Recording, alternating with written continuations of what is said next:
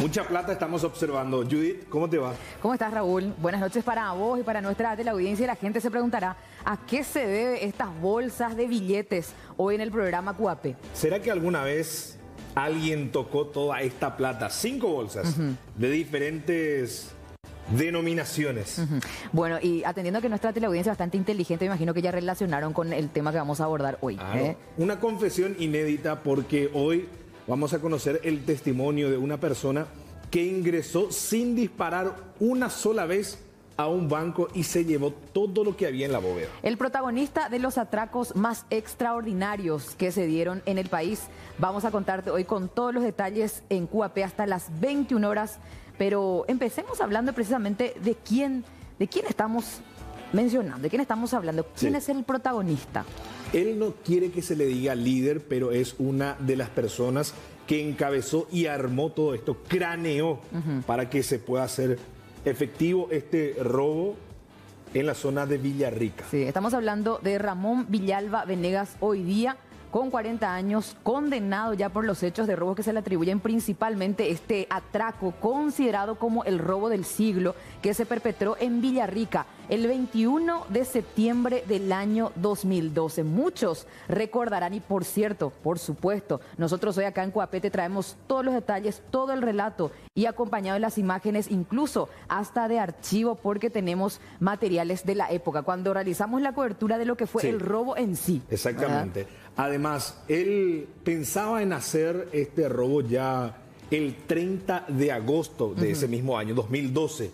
¿Por qué? Porque era el día del policía. Quería darle un golpe a la Policía Nacional. Sí. Porque decía, la policía se iba a estar entreteniendo en su día y nosotros también. ¿Y qué es lo que van a ver ustedes hoy en este capítulo de QAP? Se estarán preguntando. Ahora estamos hablando de este considerado como el ladrón del siglo, justamente por los antecedentes que ya les mencionamos a grandes rasgos, que decidió hablar, pero lo hizo de manera inédita y exclusiva con nuestro equipo de QAP, y él contó con detalles de manera cronológica cómo fue sus inicios en el mundo delictivo, así como también cómo planearon, pero estratégicamente, y cuánto tiempo les llevó idear justamente este plan del golpe al Banco Nacional de Fomento de Villarrica. Pero antes de empezar con eso, les vamos a presentar su currículum. Les voy a decir por qué amerita. Tiene currículum este delincuente. Vamos a hablar de currículum / prontuario. Acá, si es que venimos al video wall,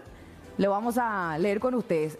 Ahí está, Ramón Villalba, considerado como el ladrón del siglo. Hoy día está con 40 años. Él está condenado a 20 años de prisión por los hechos de robo agravado. Está en la penitenciaría de Villarrica. Pero vamos un poquito más arriba y hablemos de sus experiencias. Porque Ramón Villalba, para convertirse en el ladrón del siglo, le llevó mucho tiempo. Tuvo que adquirir experiencia primeramente, una experiencia que, por cierto, empezó a los 12 años perpetrando hechos de hurtos, despojos y asaltos. Estamos hablando que prácticamente él era uno de los que iniciaban en el mundo delictivo con estas modalidades de caballo loco. ¿Cuál era la otra modalidad? La modalidad de, en este caso, asalta colectivos. Subían en los colectivos y empezaban a asaltar cuando eso era toda una novedad en el año 2012. Exacto, estaba en auge. Sí, además, asalta cumpleaños. Iban a los cumpleaños porque allí veía que la gente llevaba celular, plata, y entonces les parecía un buen atractivo como para poder realizar el hecho de robo. Esto hablando de sus inicios, porque fíjense, a los 13 años ya cayó preso por asalto. Sin embargo, por su condición de menor de edad, no pudo quedar recluido, por lo que fue puesto otra vez en libertad. Pero esto no le frenó a Villalba para que siga en el mundo delictivo, porque tenía estamos viendo mucha ambición. Sí, con 17 años cayó preso por otro hecho de robo. Incluso cuando estaba preso, en ese interín ya con 17 años, él fue hasta el correccional, o sea, lo trasladaron al correccional de menores Panchito López en aquel entonces, ¿verdad? De donde se escapó 1, 2, 3, 4, 5... varias veces. No, y no solamente eso, él encabezó, o fue uno de los que estuvo allí al frente del motín incendiario de este correccional, que por cierto, después de este incendio que sentó un precedente, cerró sus puertas. Exactamente, donde fallecieron 13 menores de edad. Hasta ahora siguen luchando como para poder cobrar esas personas que estuvieron allí como víctimas. Pero sigue todavía el currículum de nuestro ladrón del siglo, señores, y presten atención porque a los 19 años volvió a caer preso. O sea que después de esto, él otra vez recuperó su libertad, después de los 17 años. A los 19 años cayó preso por robos de autos a mano armada. Ya iba como que profesionalizándose, le vamos a decir, porque en ese caso iba escalando. Empezó con los despojos, los asaltos callejeros de menor escala, posteriormente ya empezó a animarse al uso de armas de fuego, ya perpetró hechos de robo agravado, pero en este caso asalto a mano armada, pero para el robo de vehículos, que es lo que se registra precisamente en sus antecedentes. Y hablemos de esta parte importante. Ya hoy día, ¿cuáles son los antecedentes del ladrón del siglo, de Ramón Villalba Venegas? Robó nada más y nada menos que 30 estaciones de servicio a lo largo de toda su vida delictiva. 27 cooperativas, 16 financieras, 5 bancos paraguayos, entre estos está lo del Banco Nacional de Fomento, ¿verdad? Y un carro fuerte. Además de todo eso, él se fue a Uruguay a robar reliquias nazi. Se dedicó también a eso. En Argentina también robó un banco. Trascendió la frontera. Y un carro fuerte también robó en Argentina. Y esto está dentro de su prontuario. Está todavía Y allí. el pequeño resumen que le hicimos específicamente con respecto al robo del siglo, que finalmente a él lo termina catapultando como el protagonista de uno de los atracos más extraordinarios, está acá. Las 15:30, nos remontamos a esa fecha, del viernes 21 de septiembre del año 2012, plena primavera. Bastante agradable, tranquilo el ambiente en Villarrica en aquel entonces. Estaba el gobierno de Federico Franco en ese momento. Se concretaba uno de los golpes más inesperados. Nadie se imaginaba lo que iba a pasar. Incluso en Villarrica se estaba haciendo el Corso de las Flores. Y claro, por la fecha, de un lado se estaba realizando eso y del otro lado el asalto. No, impresionante. Villalba y su gavilla en aquella fecha robaron $4 millones del Banco Nacional de Fomento de Villarrica. Y mucho ojo a eso, Judith, porque él dijo en esta entrevista algo que nunca se dijo. En ese momento $4 millones era 9.000 millones de guaraníes. Pero yo le volví a preguntar, ¿$18.000 o 18.000 millones? Y él dijo con contundencia, no, 18.000 millones. Fue lo que robó del banco. Que por cierto estaban clasificados en dólares, guaraníes y euros. Y es por eso que hoy estamos nosotros ilustrando en el programa en cuántas bolsas distribuyeron esta cantidad de dinero. 5 total, 5 bolsas eran. 5 bolsas, así salieron. Y mucha atención a esto porque en un momento dado, en una reunión así, como amigos, le llamaron a él y le dijeron, Ramón, ¿no quieres hacer un trabajo más? Yo ya hice mucho. No, pero vení que este es el trabajo. Con esto nos salvamos. Y eso le convenció nuevamente a él. Se fue, se reunió y allí planearon todo. Y vamos a conocer a los integrantes. Pero antes de eso, no mostramos cuándo fue capturado. Todavía no terminamos nuestro currículum. Si podemos volver otra vez, para que podamos conocerle nomás a nuestro protagonista de hoy. El 27 de abril él cayó. Él estuvo prófugo en Argentina. Mucho tiempo después del robo del siglo. Él volvió a nuestro territorio, pero ya sabiendo que se le podía capturar. Y finalmente, cuando tocó suelo paraguayo, el 27 de abril del 2014, fue capturado en San Lorenzo a 1 año y medio después del robo del siglo. Es así. Un pequeño resumen, ¿no? Claro, este es el antecedente. Y cómo fue conformada esta banda, que no realizó ni un solo disparo en ese entonces. Vamos a observar estas imágenes para conocer a cada uno de los integrantes. Porque eso es importante mencionar, Raúl. No era solo él, ¿verdad? No era solo él. Pero él era el que encabezaba. Ramón Villalba Venegas, alias Cabeza. Vamos a pasar de este lado para mostrar bien. Ramón García, alias Sombrerito, que en el tribunal él no aguantó más y dijo, sí, yo fui uno de los militares también que participó y me dijo fulano de tal que había ahí tanta plata. Él en el tribunal. Autor confeso. Sí, autor confeso. Diego Alberto Martínez, alias Iriguazucurú. Él es el poblador, el oriundo de Villarrica. El que ayudó también para conocer la zona. O sea que el vaqueano ya. Exactamente. El Cuapas es el movimiento. Moru Pipajuana, por dónde abandonar, por dónde salir después de la ciudad también. Todo eso. Y esa clave es eso. Y Juan Carlos Ceballos, alias Pedro Juan. ¿Por qué le dicen Pedro Juan? Buena pregunta. Porque es de Pedro Juan Caballero. Ah. Por eso le decían Pedro Juan. No se ingeniaron tanto, No, ¿verdad? Pero bueno. Sí. Y después, a Colita, ¿por Y qué se le acá, dice así? Ramón Acosta Rojas, Colita, porque él era el que iba detrás. Punta de diamante le dice. La estrategia que implementaron para el robo. Sí, uno punteaba y dos. Entonces él siempre iba detrás. Por esa razón. Mira un poco, che. Claro, porque cada uno tenía un papel muy importante acá. Ahora, la particularidad de este atraco es que estas personas se disfrazaron para el efecto. Raúl, contanos, por favor, estos detalles tan particulares de lo que respecta al robo, porque estamos hablando de un trabajo de inteligencia delictiva que llevó 7 meses para diseñar o confeccionar el plan que se ejecutó finalmente el 21 de septiembre del 2012. 7 meses y el único que se vestía de todas las formas posibles era Ramón Villalba Venegas. Él era el que llevaba la información al grupo. Primeramente, le gusta a él vestirse como enfermero, decía. Después se iba como jugador de piqui, de pescador, de carpintero. ¿Pero a dónde lo que se iba, Raúl? Se iba al banco, se iba a recorrer él. De repente se iba él como enfermero, iba, ¿qué tal? Quiero hacer una transacción. Viene, se acerca, quiero depositar esta plata, pero no podía, él salía, pero la intención de él era mirar cómo... O sea que era el banco. En cada ida al banco, que según el registro que tengo, 50 veces se fue al banco, él se iba disfrazado de distinta manera. Hoy se fue como enfermero, al día siguiente se fue como... jugador de piqui. Él se fue, entró, una vez entró como un albañil. Llevó incluso un balde albañil, entró y los militares le dijeron, vos no podés entrar con esa facha. No podés entrar acá. Y se quedó ahí, no, un ratito nomás quiero hacer algo, porque le faltaba mirar dónde estaban las cámaras. Y entonces él, con esa primera entrada, ya observó todo lo que había, cuántas cámaras incluso. O sea que en realidad en cada ida él iba anotando alguna información del sitio donde ellos pretendían perpetrar este atraco. Exactamente. Pero ustedes quieren saber cómo fue todo este plan, cómo este proceso. Por favor. Vamos a conocer del protagonista, porque él contó...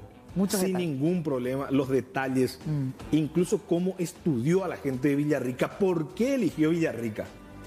Él nos cuenta en primera persona cómo planearon este golpe. Exactamente. Lo vemos. Vamos a ver.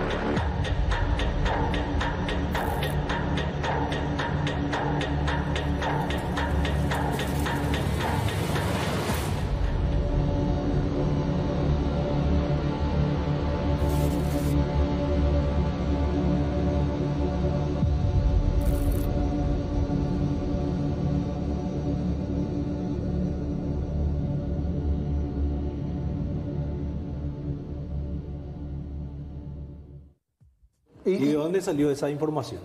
De una carrera de caballo. De una carrera de caballo Gente que estaba adentro. gente que estaba adentro, en Coronel Oviedo. El muchacho bastante jugador y nosotros sabíamos, o sea, yo participaba, yo me iba como escolta de una persona, ¿verdad? Pero entonces yo sabía que era muy jugador, la carrera de caballo, las cartas, ajedrez, el muchacho juega mucho al ajedrez.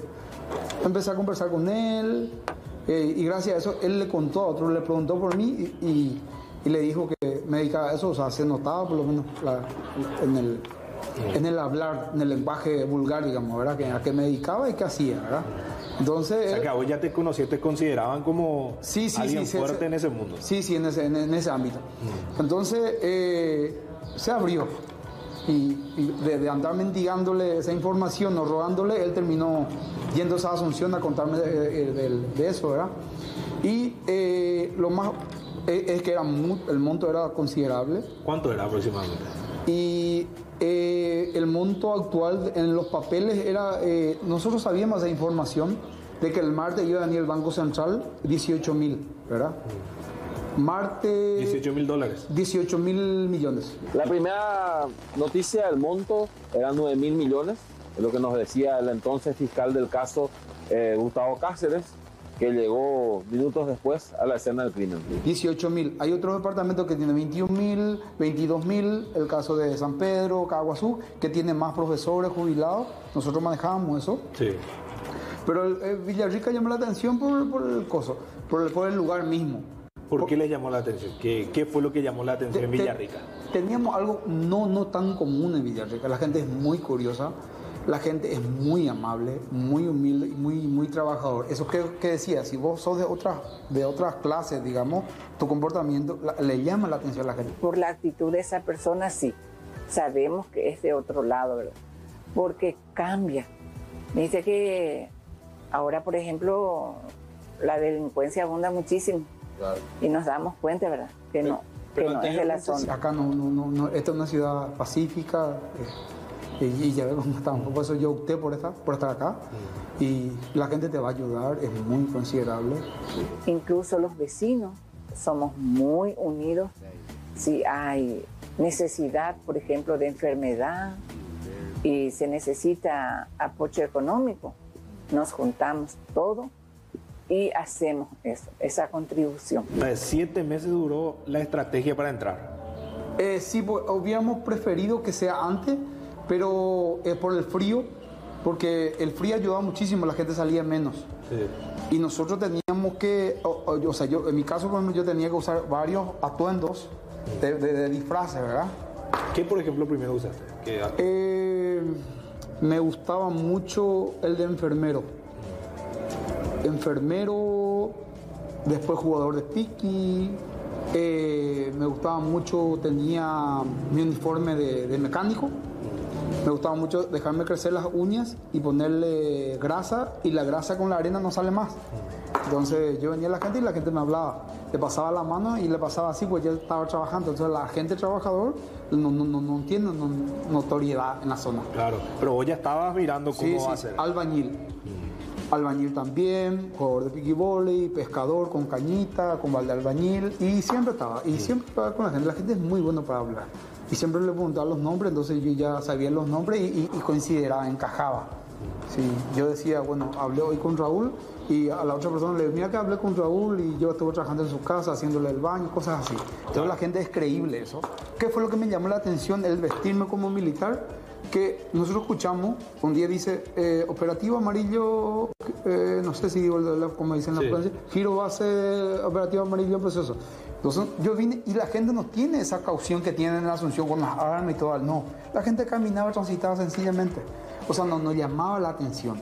Entonces, ¿qué es lo que se podía hacer? Hacer una transacción y ser como los trabajadores de lo que traían de los caudales o parecido, ¿verdad? Sí. Desde ahí surgió eso. En la ciudad de Villarrica hay varias instituciones bancarias, también comercios muy grandes, que por lo general son acompañados por personal policial, personal militar, seguridad privada. Entonces, que ellos bajen y suban del banco, del costado del banco, es totalmente normal para nosotros. Entonces yo entré dentro del banco vestido, yo preguntando por el señor Carri, ¿verdad? Y me dice el militar, ¿qué usted está haciendo? Y señor Carri, no, esta que lo prohibió, perdón, salgo. Entonces yo ya tenía sondeado adentro del banco. Ya tenía monitoreado. Sí, ahí. Todos los movimientos, dónde dormía el militar, porque pues nosotros le habíamos seguido. Mira que son las 1 de la tarde, se cierra el banco, el policía va a comer, llama a la radio, va a comer. El militar, uno se queda a descansar, el otro generalmente sale, el más prefiero no complicarle los apellidos. Nosotros le seguimos, yo tenía todo junto a quién se iba, el nombre de su señora, esa información nosotros manejábamos, teníamos. ¿Por qué tenían esa información ustedes? Yo prefiero ser más diplomático, usar el estado de shock, suena muy fuerte eso, usar el estado de shock y multiplicarle con cabeza, con una psicología inversa, que sería apretarle con otras cosas, de cómo se mueve, de contarle cosas íntimas que solamente siguiéndole lo hubiera sabido, ¿verdad? Claro. Por eso llevó tanto tiempo, 7 meses, preparar todo eso. Bueno, nosotros por ejemplo conocíamos quién era el gerente, el oficial de negocio, el contador, el jefe del ATM, que es el cajero automático, Y el auxiliar, o sea, si uno salía, sabía a quién delegaba y cada cuánto se cambiaba el código. Nosotros manejábamos eso, porque en ese sistema también sabía yo cómo funcionaba ese sistema, que uno va al sistema del coso que constantemente está grabando la policía y después te llaman y a ver y te preguntan el último código. ¿Está bien? Entonces sabíamos cómo funcionaba. Entonces eso fue uno, o sea, con el tiempo uno va aprendiendo esos detalles. O sea que manejabas todito lo que iba a toda la estructura. Y cuando me vestí de carpintero me fui a mirar la bóveda, o sea, la caja fuerte, y sabía que era un modelo alemán, que esos se habían fabricado en el año 70. Posterior, yo sabía esa. Sí. Decía que era muy buena esa y precisa. O sea, vos necesitas un momento dado para poder abrir eso, ¿verdad? Y a ver que golpeando algo o discando un número erróneo también podía abrirse la caja fuerte, pero activando la alarma silenciosa, ¿verdad? Que eso era catastrófico y que no estábamos planeando para eso, ¿verdad? ¿Ustedes prepararon un vehículo especial de una cooperativa para venir? Sí, para bajarnos. Sí. Bueno, nos bajamos. Pero todos eran tus cómplices. Sí, todo era con uniforme. En mi caso yo era militar, éramos 3 militares. Entonces, bueno, el jueves te voy a comentar, estábamos porque el martes había venido La Plata. Ya llegó el martes, llegó a las 5 de la tarde. ¿Eso qué fecha más o menos para visitar? El 18, fue el 18 decía en el papel. Sí. 18 de septiembre, eso era martes. Después, sí, martes, sí. Y el miércoles no vimos porque nos faltó un detalle que teníamos que ¿cómo te voy a decir? El polarizado del vehículo no estaba auto. Mira, hasta el polarizado cuidamos. Porque nosotros sabíamos que si el polarizado no estaba bien estirado, que la policía podía identificar eso que fue hecho manualmente. Entonces hay un líquido especial para estirar eso. Mira, tuvimos que atrasar por un día por un polarizado. Sí. Hasta esos detalles. Bueno, después, el jueves, a la tarde ya, nosotros supimos la información, ¿verdad? Que la policía manejaba personas extrañas en la zona. En las noticias se mencionaba que se estaba preparando algo, pero siempre se pensaba que iba a ser un golpe a alguna casa comercial, algún supermercado. Inclusive meses antes corrió la noticia que este famoso asaltante, que no me viene el nombre a la mente, que también rondaba la zona, pero más de eso, nada. Lo iban a hacer un 30 de agosto, pero sin embargo, no lo pudieron hacer por un detalle. ¿Cuál era ese detalle? No pudieron conseguir la llave de este portón. Lo querían hacer esa fecha porque los uniformados iban a estar divirtiéndose y ellos también. Lo que me hubiera gustado, ahora me da pena contar eso, el 30 de agosto, el Día de la Policía, fue un momento muy agradable, muy oportuno para hacer y no hicimos, hubiera sido para la delincuencia un éxito. ¿Por qué? Y porque era el Día de la Policía y ellos estaban entretenidos y nosotros íbamos a estar entretenidos con otras actividades, ¿verdad? Acá en la ciudad. Entonces sería muy bueno y ese día era fantástico y no. ¿Y por qué no salió? Ese día no salió porque no teníamos la llave del portón.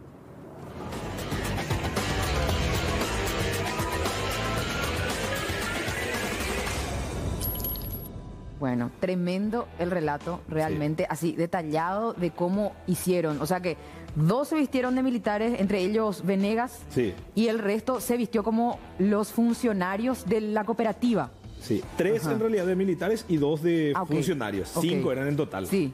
Y además, le contrataron a una persona que se vistió de policía municipal de tránsito que no sabía nada. Solamente le dijeron: vos a todo lo que vengan hacia acá tenés que mandarle hacia otro lado. Él no sabía del atraco. Ese era tu trabajo. No, sabía, pero le decía a él para que le mande a otro lado todos los vehículos que quieran pasar por... desviar el tránsito. Exactamente, hacia cualquier lado, menos hacia el banco. Pero 4 son los que ejecutaron el plan y uno se quedó como... 5. No, y el otro quedó en el... Todos entraron, 5. Y uno es el que... ¿Y quién se quedó en el... como chofer? Había un chofer. 5 los que entraron materialmente a hacer el hecho. Y luego se escaparon. Acá también hay que mencionar algo muy importante, que es la manera en que no utilizaron el arma, utilizaron la psicología inversa, decía él. ¿Por qué? Porque le hablaba al militar Ya le conocía, le siguieron durante 7 meses. Sabía cómo se llamaba su hija, su mamá, su tía, su abuela, todo. O sea que en pocas palabras le decía, vos sos fulano de tal, te conozco a vos, a tu esposa se llama tal, está ahora en su casa, le agarramos, le mentía a la gente. Claro. O sea, a sus víctimas en ese caso. O sea que no, le utilizó eso porque... Sí. Claro, para que pueda colaborar, ¿verdad? Bueno, esto con respecto al plan en sí. ¿Cómo ellos estudiaron, analizaron el movimiento del banco, a los funcionarios, el seguimiento que le hicieron durante 7 meses? Pero ahora queremos saber cómo fue el atraco. ¿Cómo fue que sucedió? Ustedes van a ver en el siguiente material la forma en que ingresaron estos delincuentes.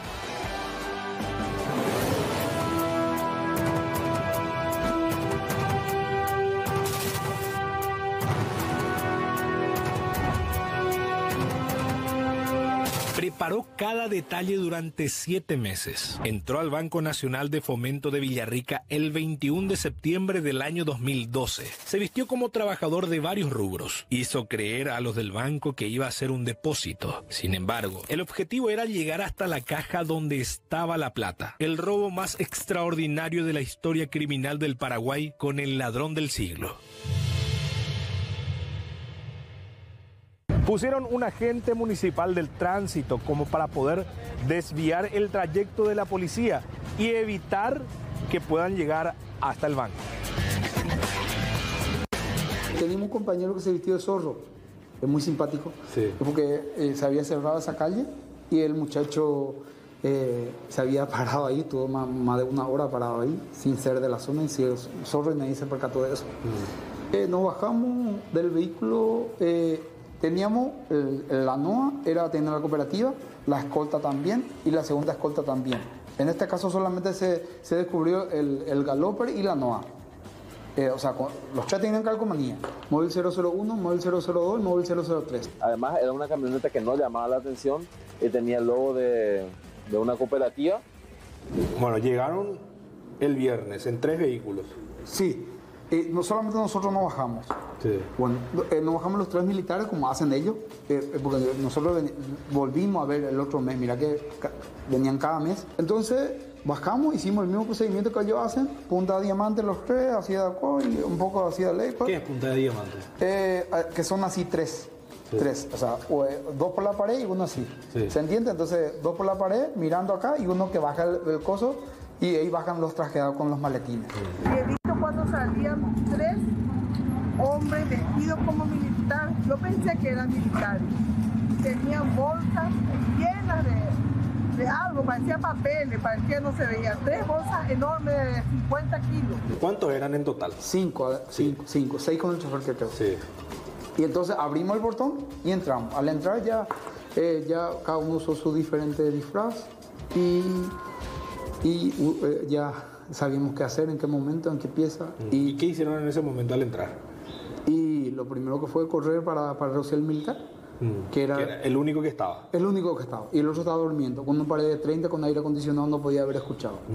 Pues nosotros sabíamos todo el movimiento. El movimiento, sí. Y el otro había salido. Sí, le llamé. Sin ningún arma, eso te digo, que no funciona. En la película vos ves uno disparando, armando escándalo. El pobre trabajador no tiene la culpa de eso. Bueno, lastimosamente a veces la circunstancia la vida le pone en ese lugar y ¿verdad? Entonces se le reduce, se le habla, se le dice cosas y... ¿Qué le dijiste vos para que pueda calmarse y estar a las órdenes de ustedes? ¿O para que no hagan nada? Es muy, muy, muy fuerte eso. Le hablé un poco de la familia. Un poco le dije que si era consciente de lo que estaba pasando, al estilo que yo era militar, o sea, para que él su estado de shock y del susto, y que colabore y que ya no estamos yendo. Es muy bueno decir esa palabra para que termine la función. O sea, lo que vos quieras, cuando hay una tormenta, una tempestad, que termine, que se estaba terminando eso. Que colabore, que se estaba terminando. Por eso recalco el detalle del militar, que él mismo fue el que se rompió la cabeza contra un parabrisas trasero de una camioneta propiedad del banco. Y mis otros compañeros entraron y para despejar toda la zona, porque había botón de pánico, el sensor de movimiento, había en los lugares que nosotros sabíamos dónde había. Muchísima seguridad. Mucha seguridad por si cuando tuvimos que despejar debajo de la mesa, en los botones, entonces sabíamos dónde funcionaba eso. Entonces eso fue lo real. Y después ya empezamos ya a trabajar para Ávila. Duró bastante tiempo, estábamos muy seguros porque necesitábamos por lo menos 10 minutos. Y el operativo duró 12 minutos. Redujeron a todos los personales, los dejaron en el piso amaniatados, ingresaron a la bóveda, robaron el dinero. ¿Y el contador qué tenía para abrir? La llave. No, el contador tenía los códigos. Sí. Que era de 4 dígitos. Y yo sabía del último dígito que era antes, que se había cambiado hacía 9 días. Y que en caso de que llame alguien, nosotros íbamos a contestar y que íbamos a decir los últimos dígitos, que generalmente hace eso la empresa. O sea, que vos ya tenías eso. Sí, por lo menos eso. Lo que yo tenía que asegurarme es que él no se equivoque con un número y que no me active la alarma silenciosa. Igual se iba a abrir la bóveda, pero ya iba a activar la alarma. Sí. Ese era. No iba a sonar ahí, pero no. Sí. Con sonar, con que diga el otro número, de igual forma ellos vienen a corroborar de vuelta. Pasa un código 620 que se activó eso y generalmente viene a revisar. Pero todo muy ameno. Todo no era tan preciso, así que viene, ¿no? Pasa así, sin nada raro. Porque no fue un atraco violento, fue algo muy rápido, muy sincronizado. Se nota que manejaban mucha información y eso no llamó la atención para nada de la ciudad de Villarrica. Era dígito, acostarle al señor para que no le haga gesto, o porque viste que son compañeros de trabajo, claro. ¿Se conocen? Entonces acostarle al señor y levantarle al otro. El mismo modo operandi, familia, se está acabando, colabore. Y entonces metió la llave y después los dos juntos y abrir la bóveda. Una vez la bóveda, le llamo vuelta al señor que me abrió con el código para decirle la plata grande, digamos, ¿verdad? Y dónde están los billetes de baja denominación y los billetes, los dólares, los euros y unas cuantas cosas más ocultas. ¿Quién empezó a juntar la plata? Bueno, yo entré a juntar plata con un compañero mío, ya fallecido. Entonces, ¿qué te voy a decir? Mi otros compañeros, ¿qué hacían? Empezaron a maniatarles, cerrar las ventanas, custodiando, hablando. Porque nosotros teníamos la radio de investigación, hasta el interno de la radio de investigación teníamos. O sea, yo estaba con 3 radios, o sea, y con más con los celulares que estaban vibrando, fue cualquier y no era fácil, o sea que vos tenías todo bajo control en ese momento. Sí. Y otros de mis compañeros se encargaban netamente de hablar, de controlar eso. Pues tampoco tu mente va a estar haciendo todo, ¿verdad? Claro. Tampoco soy, no sé. ¿En cuántas bolsas cargaron? Creo que fueron 5 bolsas. Sí. ¿Era la primera vez que robaban tanta plata o ya había otra? Ese monto era la primera vez acá en Paraguay. Sí. Después yo tuve otro privilegio de montos, pero en dólares. Pero sí. ¿Y este, por ejemplo, era todo guaraní o era había guaraní. Mira que habían quedado 1.800 millones, plata de 2.000. No llevamos. ¿Baja denominación? Descartado. No, 5.000 y 2.000 no. Sí, solamente lo que eran de 50, 100. Sí. Y dólares y euros. Sí. Sí. Y una vez que sacaron eso, ¿qué pasó? Bueno, sacamos todo eso y salimos de vuelta por donde entramos. ¿Salieron rápido o con total tranquilidad? Tranquilidad, el mismo método. Observar, bueno, ahora pueden salir y salen con las bolsas, se abre el coso y subimos tranquilamente y los escoltas detrás nuestro. Ya era casi una costumbre que cerca de las elecciones se produjo un atraco grande en la ciudad de Villarrica. Años anteriores se había atracado una empresa acá muy famosa y años anteriores también en el 2008 también se había producido un atraco muy grande en la ciudad de Villarrica. Circuitos cerrados que mostraban la manera en cómo ya después de concretado el atraco se alzaban con bolsas como estas que están acá abajo, cargadas de dinero, así tal cual lo estábamos diciendo, ¿verdad? Sí. Entre dólares, euros y guaraníes, totalizando 4 millones de dólares del Banco Nacional de Fomento en aquella fecha. Estamos hablando de un atraco, Raúl, que duró al menos 15 minutos. Es así, según lo que decía en ese momento esta persona, y además otro dato muy interesante que nos dieron es que cada vez que iba a haber una elección había un robo grande en Villarrica. En 2008, cuando asumió Fernando Lugo. Sí. En 2013 también, antes de que deje el gobierno Federico Franco. Y cada vez que iba a haber una elección siempre había un atraco grande. Y en aquella época estos tipos de atracos eran algo sin precedentes, algo para la historia. Claro. Justamente por el tipo de seguridad que se tenía, era todo mucho más tranquilo, motochorros eran historia, en fin. Hoy día pareciera ser que es algo más normal hablar de un atraco protagonizado por un grupo tipo comando, pero en aquella fecha fue algo sin precedente. Ahora, Raúl, la gente se queda impresionada, y yo también al ver las imágenes de circuito cerrado que ya se tenía en aquella época a color. Se tenía. Y vamos a observar de manera detallada. A ver ¿con cuál empezamos? Vamos a empezar de vuelta el video. Ahí es la entrada. La entrada cuando le reducen al militar. Él es Ramón, el que tiene el lente. Ahí están sus cómplices. Y este es el contador, el que tenía el código. Ahí le agarra, Ramón lo lleva y le dice para que abra. Ahí abrió la bóveda rápidamente y empiezan a sacar el fajo de dinero, fíjense. Y después en bolsa. Ahí está la hora del registro. Fíjense, las 15 horas del 21 de septiembre del 2012. Y ahí empezaron a cargar. De esta manera se retiraban posteriormente. Y además, cada bolsa tenía también el logo de la cooperativa. Sí. Y para que se pueda entender eso, Raúl, ellos se hicieron pasar como una comitiva de una cooperativa denominada Pilote, que es de dónde? Ese es de Cordillera. De Cordillera, que ellos supuestamente estaban llevando una suma para la entrega que normalmente se hace. Y la comitiva supuestamente estaba conformada por los militares que custodiaban el carro en este caso, y los funcionarios, que es lo que vemos en las imágenes de circuito cerrado con los sombreritos y trajeados y maletines, pero en realidad eran los delincuentes, la gavilla del ladrón del siglo. ¿Por qué hicieron de esa forma? Porque era la manera habitual que hacían también las transacciones de diferentes cooperativas. Y ya era habitual, y él estudió todo eso. Y mira que nos llama la atención venir así. Entonces vamos a hacerlo de esta manera. Eso que llevaron una M4, llevaron 9 milímetros. Se ve en la imagen. Todo llevaron. Como para poder actuar si de repente pasó algo. Sin embargo, no hicieron ningún disparo. Ahora, Raúl, ¿en ese momento había clientes en el banco? Había. ¿O ya no? Porque pareciera ser que ya hicieron el golpe cuando ya estaba cerrado la atención al público. Cerrada la atención al público. Fíjate que el banco funciona después. Estaban por terminar la transacción. Y después ya estaba el banco cerrado. Sí. Porque el banco pues cierra las puertas del cliente hasta las 13. Sí. Pero hasta las 5 quedan trabajando los funcionarios. Y en ese transcurso, a las 15, ellos perpetran el golpe. Exactamente. Justo cuando cierra el banco llegaron como para poder cometer este hecho realmente muy fuerte, todo lo que pasó. Pero hay más. Sí, hay más porque pensarán ustedes, ¿cómo fue que salieron de Villarrica?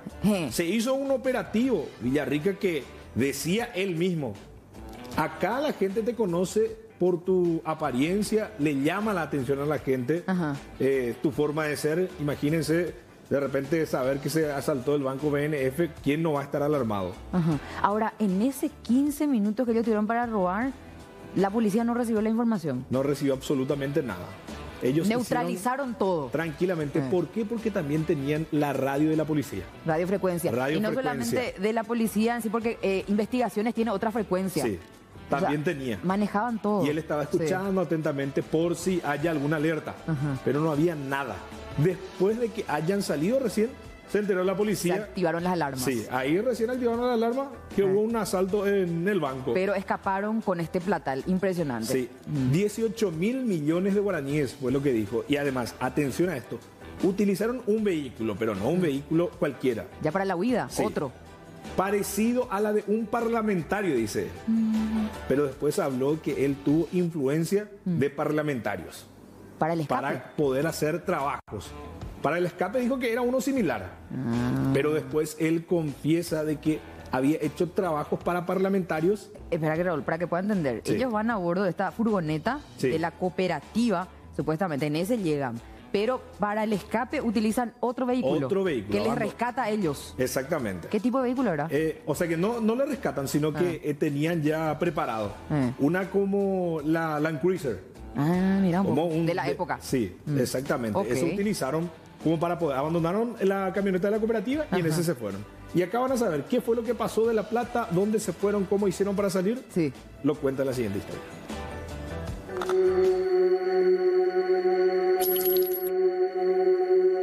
¿Y la plata quién llevó?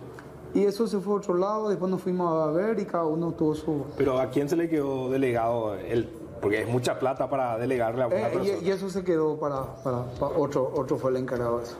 ¿Le tenía mucha confianza? Sí, mucha confianza. Y todos éramos confiables, Después otro día se juntaron. Como para... No, ese mismo día se solucionó eso. ¿Y cómo es solucionar? ¿Que se repartieron? Sí, cada uno con su función y eso... entonces eso fue. Y esa misma tarde salimos. Salimos por la ciudad, había mucho control, pero ahí esa facilidad, no cómplice, sino siempre el disfraz es muy bueno. ¿De qué te disfrazaste para salir de la ciudad? Usamos un vehículo idéntico de un magistrado, o sea, de un congresista. El mismo vehículo con la misma chapa, ploteado. Pero eso ustedes ya tenían todo preparado. Todito. Bueno, y acá como el político tiene mucha influencia y poder, entonces no quisieron averiguar ¿Quién era? O sea, estuvieron en el camino libre. Sí, por lo menos una luz alta, habla un poco, con los ríos abajo. ¿Bien? ¿Cuánto te llevaste vos? No, eso no, hasta... No, porque se habían acabado hace tiempo, muchísimo tiempo, llevo mucho tiempo. Pero una buena cantidad. Aceptable, digamos. Era un trabajo más. No quiero presumir, pero era un trabajo más nomás. Solamente que eso llamó la atención y llegó. ¿Pero eran en partes iguales o cada uno se llevó un poco más que el otro? La división. Depende de sus funciones.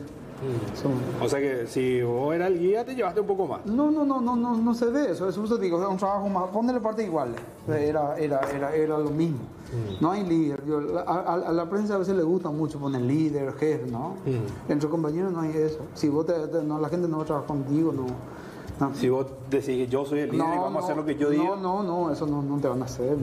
Nadie va a trabajar contigo. No, nadie. Eso para mí eso es absurdo. No veo. Capaz que en otros ámbitos, tampoco voy a degradar porque yo fui ascendiendo, no ascendiendo, sino buscando métodos de mejorar mi economía, y mi ambición desmedida me llevó a esto, ¿verdad?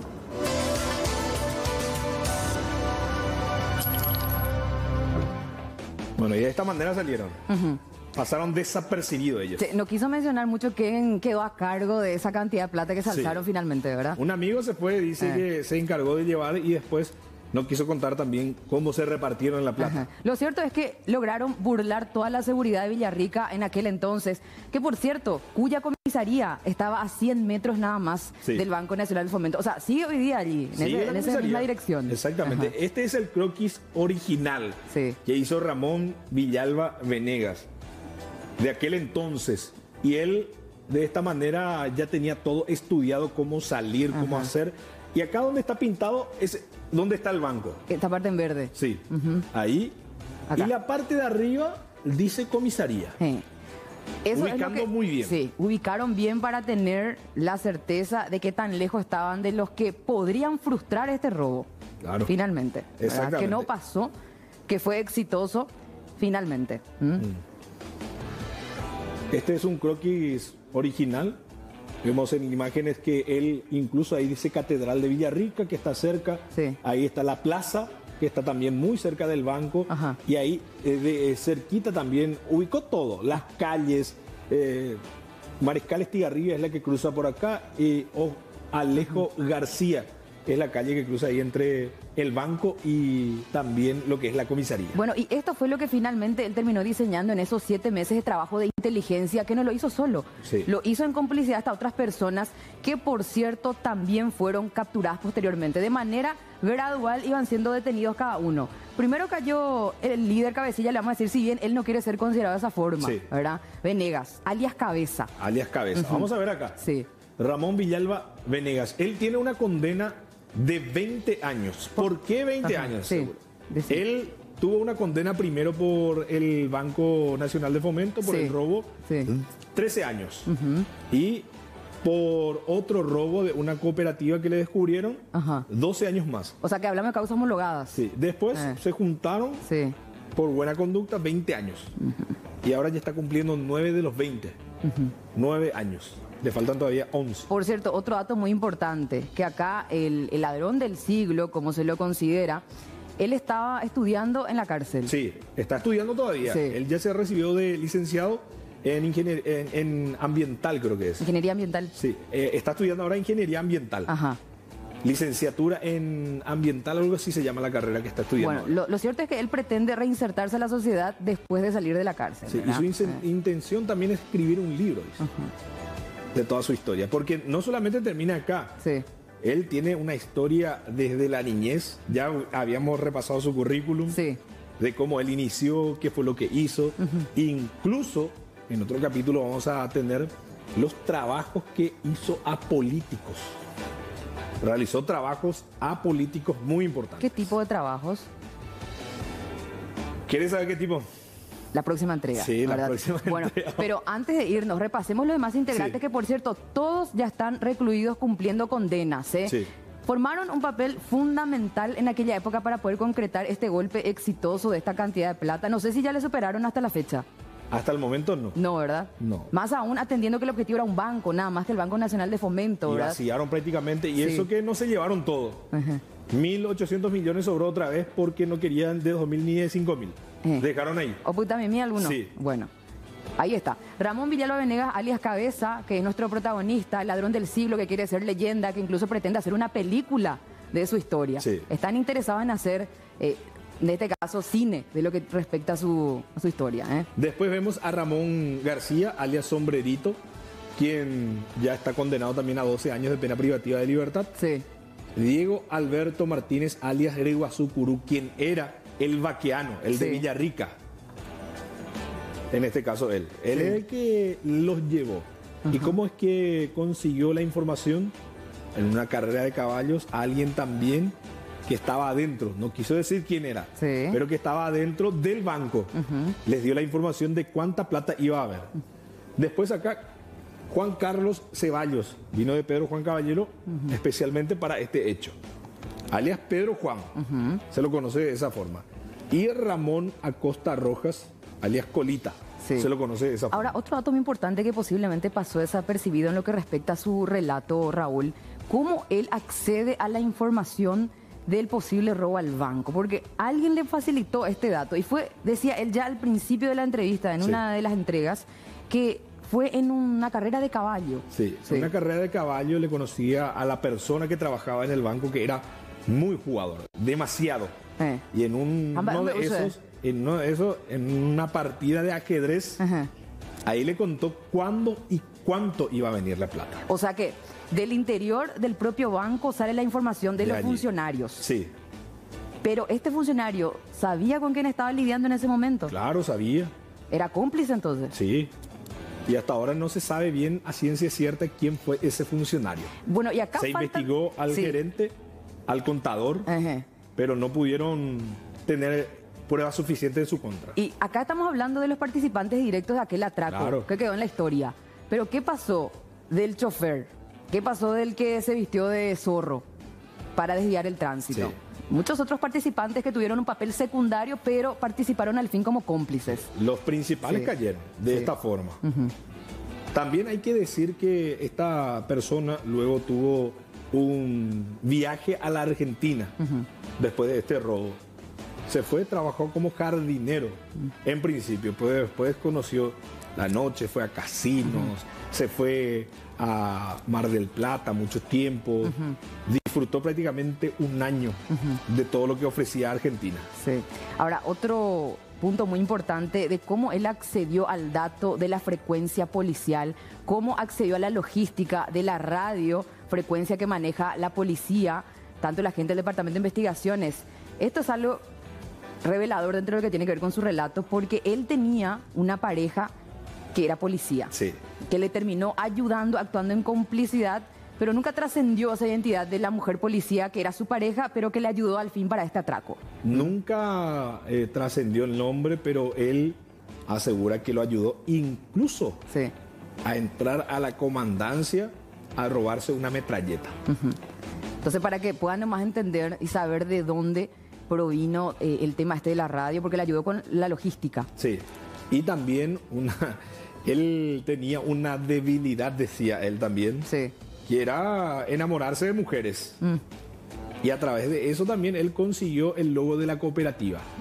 Porque una pareja de ese entonces otra fue chuli, la que le proveyó de las calcomanías oficiales. Estamos hablando de una expareja policía que le ayudó a conseguir las radiofrecuencias que ellos utilizaron de manera interna para comunicarse entre sí y neutralizar la información con la policía de los alrededores, que la comisaría estaba allí cerca nada más. Claro. Ahora, también la ayuda de otra persona, que también era una pareja en aquel entonces, que le ayudó con las calcomanías de la cooperativa, que finalmente pegaron por el vehículo en el cual simularon ir a hacer la entrega o el depósito del dinero de esta supuesta cooperativa. Exactamente, Sí. y no solamente ese, sino que 3 vehículos flotearon. Ajá.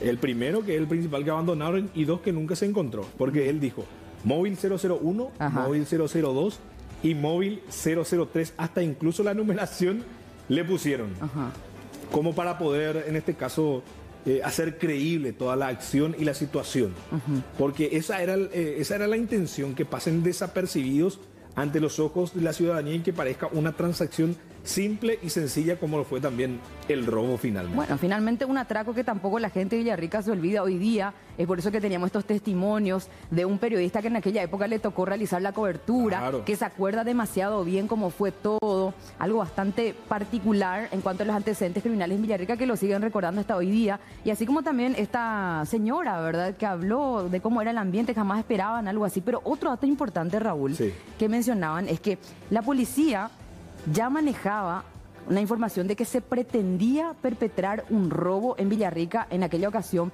pero no sabían exactamente en perjuicio a qué. Sí. Si era un supermercado, pero jamás se imaginaron que iba a ser al Banco Nacional de Fomento. Sí, tenían esa información, no sabían dónde, cuándo y cómo iban a hacer. Pero sí que se estaba gestando un atraco de aquellos, Sí, pero les tomó por sorpresa. les tomó por sorpresa, incluso ya cuando culminó todo esto, Sí.